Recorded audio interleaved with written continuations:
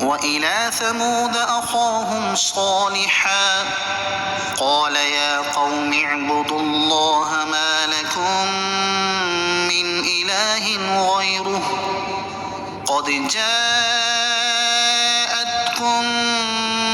بينة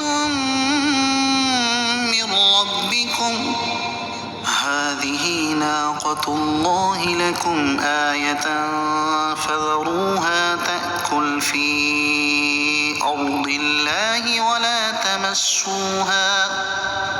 ولا تمسوها بسوء فيأخذكم عذاب أليم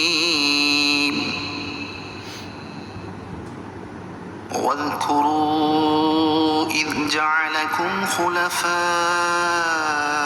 من بعد عاد وبوأكم في الأرض تتخذون من سهولها قصورا وتنحتون الجبال بيوتا فاذكروا آلاء الله ولا تعثوا في الأرض مفسدين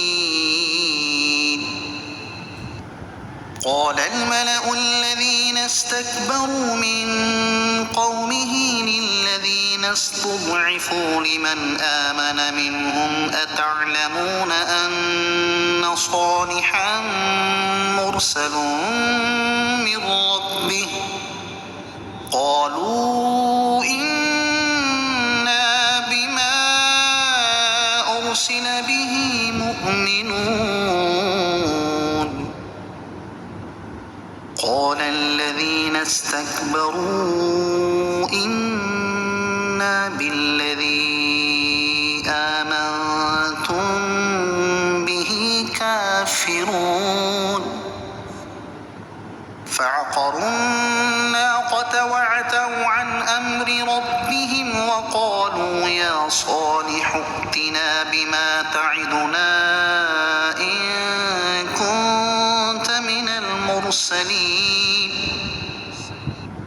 فأخذتهم الرجفة فأصبحوا في دارهم جاثمين فتولى عنهم وقال يا قوم لقد أبلغتكم رسالة ربي ونصحت لكم ولكن لا تحبون الناصحين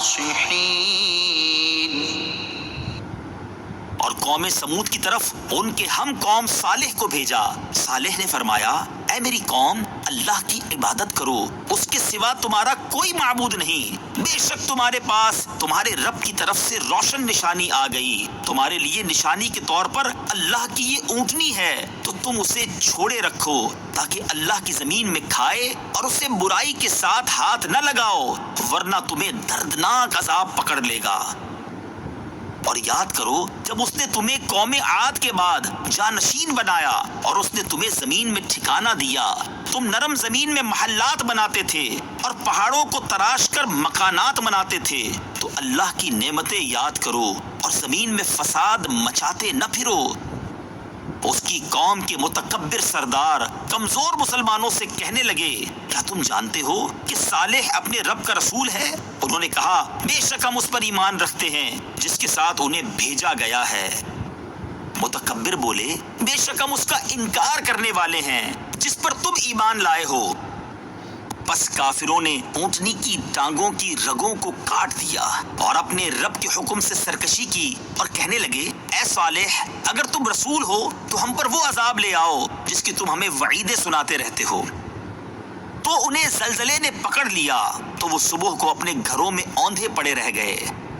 تو صالح نے ان سے منہ پھیر لیا اور فرمایا اے میری قوم بے شک میں نے تمہیں اپنے رب کا پیغام پہنچا دیا اور میں نے تمہاری خیر خواہی کی، لیکن تم خیر خواہوں کو پسند نہیں کرتے۔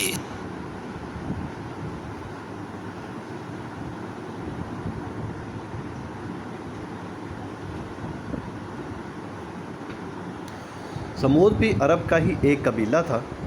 یہ لوگ سمود بن رام بن سام بن نوح علیہ السلام کی اولاد میں تھے۔ اور حجاز و شام کے درمیان سرزمین ہجر میں رہتے تھے۔ حضرت صالح علیہ السلام کے والد کا نام عبید بن آصف بن ماسی بن عبید بن حاضر ابن سمود ہے۔ قوم سمود قوم عاد کے بعد ہوئی، اور حضرت صالح علیہ السلام حضرت ہود علیہ السلام کے بعد ہیں۔ یہاں سے آگے چند آیات میں جو واقعہ بیان ہوا اس کا خلاصہ یہ ہے کہ جب اللہ تعالیٰ نے حضرت صالح علیہ السلام کو ان کی قوم سمود کی طرف بھیجا تو انہوں نے اپنی قوم سے فرمایا، اے میری قوم، تم اللہ تعالیٰ کو ایک مانو، اس کے ساتھ کسی کو بھی شریک نہ ٹھہراؤ، اور صرف اسی کی عبادت کرو، کیونکہ اللہ تعالیٰ کے سوا کوئی اس قابل ہی نہیں ہے کہ وہ عبادت کا مستحق ہو۔ اللہ تعالیٰ ہی تمہارا معبود ہے۔ حضرت صالح علیہ السلام نے قوم سمود کو اللہ تعالیٰ کی نعمتیں یاد دلا کر بھی سمجھایا کہ اے قوم سمود، تم اس وقت کو یاد کرو جب اللہ تعالیٰ نے تمہیں قوم عاد کے بعد ان کا جانشین بنایا، قوم عاد کو ان کے گناہوں کے سبب ہلاک کر کے تمہیں ان کی جگہ بسایا۔ اللہ تعالیٰ نے تمہیں زمین میں رہنے کو جگہ عطا کی۔ تمہارا حال یہ ہے کہ تم گرمی کے موسم میں آرام کرنے کے لیے ہموار زمین میں محلات بناتے ہو، اور سردی کے موسم میں سردی سے بچنے کے لیے پہاڑوں کو تراش کر مکانات بناتے ہو۔ تم اللہ تعالیٰ کی ان نعمتوں کو یاد کرو اور زمین میں کفر اور گناہ کرنے سے بچو، کہ گناہ، سرکشی اور کفر کی وجہ سے زمین میں فساد پھیلتا ہے اور رب قہار عز و جل کے عذاب آتے ہیں۔ قوم سمود کے سردار جندہ بن عامر نے حضرت صالح علیہ السلام سے عرض کی، اگر آپ سچے نبی ہیں تو پہاڑ کے اس پتھر سے فلاں فلاں صفات کی اونٹنی ظاہر کریں، اگر ہم نے یہ معجزہ دیکھ لیا تو آپ پر ایمان لے آئیں گے۔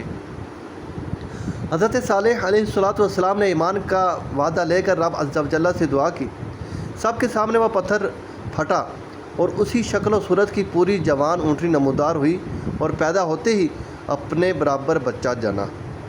یہ معجزہ دیکھ کر جندہ تو اپنے خاص لوگوں کے ساتھ ایمان لے آیا، جبکہ باقی لوگ اپنے وعدے سے پھر گئے اور کفر پر قائم رہے۔ حضرت صالح علیہ السلام کے قوم کے متکبر سردار کمزور مسلمانوں سے کہنے لگے، کیا تم یہ عقیدہ رکھتے ہو کہ حضرت صالح علیہ السلام اپنے رب کے رسول ہیں؟ انہوں نے کہا، بے شک ہمارا یہی عقیدہ ہے، ہم انہیں اور ان کی تعلیمات کو حق سمجھتے ہیں۔ سرداروں نے کہا، جس پر تم ایمان رکھتے ہو ہم تو اس کا انکار کرتے ہیں۔ حضرت صالح علیہ السلام نے اس معجزے والی اونٹنی کے بارے میں فرمایا تھا کہ تم اس اونٹنی کو تنگ نہ کرنا اور اسے اس کے حال پر چھوڑ دو، تاکہ اللہ تعالیٰ کی زمین میں کھائے، اور اسے برائی کی نیت سے ہاتھ نہ لگانا، نہ مارنا، نہ ہنکانا اور نہ قتل کرنا۔ اگر تم نے ایسا کیا تو نتیجہ یہ ہوگا کہ تمہیں دردناک عذاب پکڑ لے گا۔ قوم سمود میں ایک صدوق نامی عورت تھی جو بڑی حسین و جمیل اور مالدار تھی۔ اس کی لڑکیاں بھی بہت خوبصورت تھیں۔ چونکہ حضرت صالح علیہ السلام کی اونٹنی سے اس کے جانوروں کو دشواری ہوتی تھی، اس لیے اس نے مسدہ ابن دہر اور کیدار کو بلا کر کہا کہ اگر تو اونٹنی کو ذبح کر دے تو میری جس لڑکی سے چاہے نکاح کر لینا۔ یہ دونوں اونٹنی کی تلاش میں نکلے اور ایک جگہ پا کر دونوں نے اسے ذبح کر دیا، مگر کیدار نے ذبح کیا اور مسدہ نے ذبح پر مدد دی، اور حضرت صالح علیہ السلام سے سرکشی کرتے ہوئے کہنے لگے، اے صالح، اگر تم رسول ہو تو ہم پر وہ عذاب لے آؤ جس کی تم ہمیں وعیدیں سناتے رہتے ہو۔ انہوں نے بدھ کے دن اونٹنی کی کوچیں کاٹی تھیں۔ حضرت صالح علیہ السلام نے ان سے فرمایا کہ تم 3 دن کے بعد ہلاک ہو جاؤ گے۔ پہلے دن تمہارے چہرے زرد، دوسرے دن سرخ، تیسرے دن سیاہ ہو جائیں گے۔ چنانچہ ایسا ہی ہوا، اور وہ لوگ اتوار کے دن دوپہر کے قریب اولاً ہولناک آواز میں گرفتار ہوئے، جس سے ان کے جگر پھٹ گئے اور ہلاک ہو گئے۔ پھر سخت زلزلہ قائم کیا گیا۔ ان کی ہلاکت سے پہلے اولاً حضرت صالح علیہ السلام مومنوں کے ساتھ اس بستی سے نکل کر جنگل میں چلے گئے۔ پھر ان کی ہلاکت کے بعد وہاں سے مکہ معظمہ روانہ ہوئے۔ روانگی کے وقت ان کی لاشوں پر گزرے تو ان کی لاشوں سے خطاب کر کے بولے، اے میری قوم، بے شک میں نے تمہیں اپنے رب عز و جل کا پیغام پہنچا دیا، اور میں نے تمہاری خیر خواہی کی، لیکن تم خیر خواہوں کو پسند نہیں کرتے۔ سورہ ہود آیت نمبر 61 تا 68 میں بھی یہ واقعہ مذکور ہے۔ हाज़िही नाक़तुल्लाह, अल्लाह की ये ऊँटनी है। इस ऊँटनी की पैदाइश से हज़रत सालेह अलैहिस्सलाम के कई मौजिज़ात का ज़ुहूर हुआ। एक ये कि वो ऊँटनी ना किसी पीठ में रही, ना किसी पेट में, ना किसी नर से पैदा हुई, ना मादा से, ना हमल में रही, ना उसकी खलकत तदरीजन कमाल को पहुँची, बल्कि तरीक़ा आदिया के ख़िलाफ़ वो पहाड़ के एक पत्थर से दफ़तन पैदा हुई। उसकी ये पैदाइश मौजिज़ा है। दूसरा ये कि एक दिन वो पानी पीती और दूसरे दिन पूरा कबीला समूद। ये भी मौजिज़ा है कि एक ऊँटनी एक कबीले के बराबर पी जाए।